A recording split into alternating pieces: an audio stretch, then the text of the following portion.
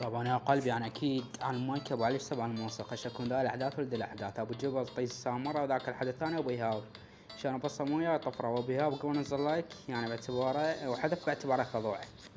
المهم نرجع من البدايه خل اطفيه وارجع لكم من البدايه. طبعا يا قلبي نجيكم من هنا هذا الحدث ابو ايهاب قال بصم جايك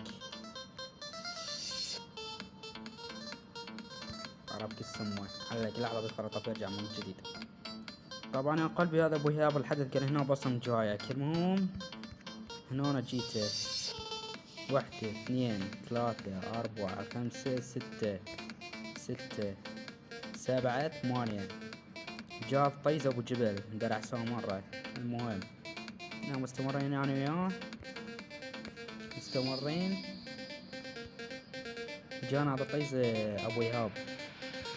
المهم مستمرين أنا جاي بصم حلو ماكو شي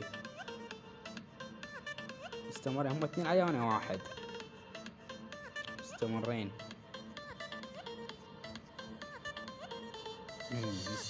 هنا وعاد طيز ابو جبل شلون هنا خرط شمر لايك ورجع حذفه هاي باعتبار خضوع.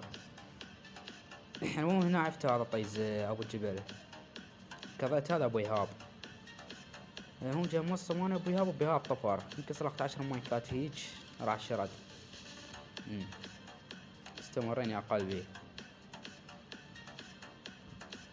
اشوفكم هنا الطفر هذا الطيز ابو ايهاب جيت هنا سلقته واحدة اثنين ثلاثة أربعة خمسة ستة سبعة ثمانية تسعة 10 11 12 13 14 هناك 14 مايك فوق 7 مايكات سلقته وشرد هناك كسرت مايك يا قلبي. هاي ما شوفوا مدار احداث ابو جبل طيز سمرة وبيها كسرهم بالنعال يا قلبي انتو.